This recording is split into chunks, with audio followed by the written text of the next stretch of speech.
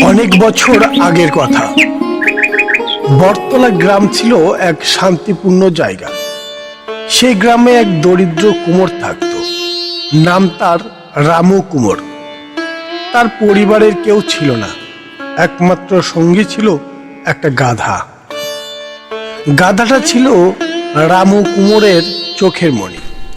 সকাল হলেই সে মাটির হাঁড়ি কলসি পিঠে তুলে বাজারে যেত। বৃষ্টি রোদ ঝড় কোনো কিছুই তাকে যেন থামাতে পারত না।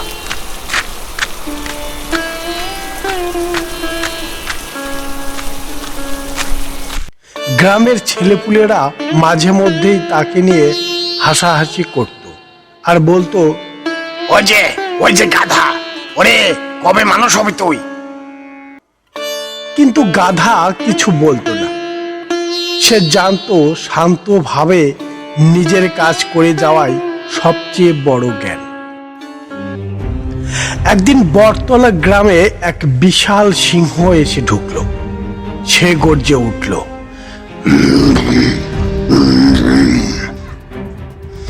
এই গ্রাম এখন আমার, আমি হব রাজা।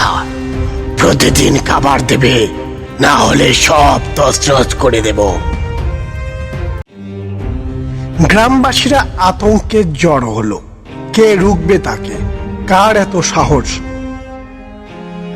সবাই যখন ভয়ে কাঁপছে, তখনই গাধা চুপচাপ কুমোরকে বলল, কাকা, তুমি ভয় পেও না, আমি কিছু একটা করি।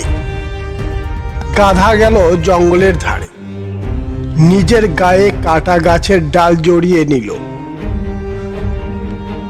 চোখে লাগালো কিছু গুঁড়ো লতা পাতা, যাতে চোখ লাল লাল দেখায়।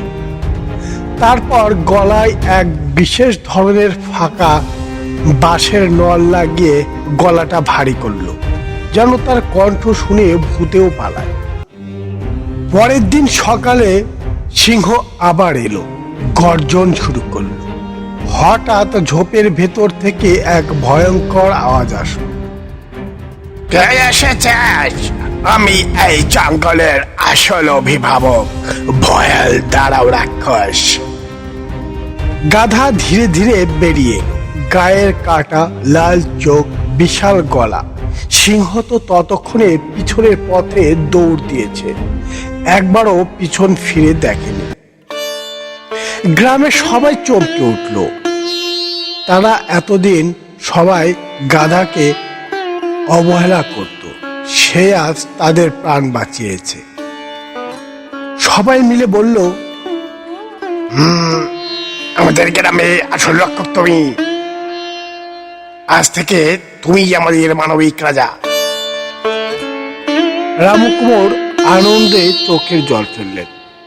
তিনি বললেন, সে আমার গাধা নয়, সে আমার গর্ব।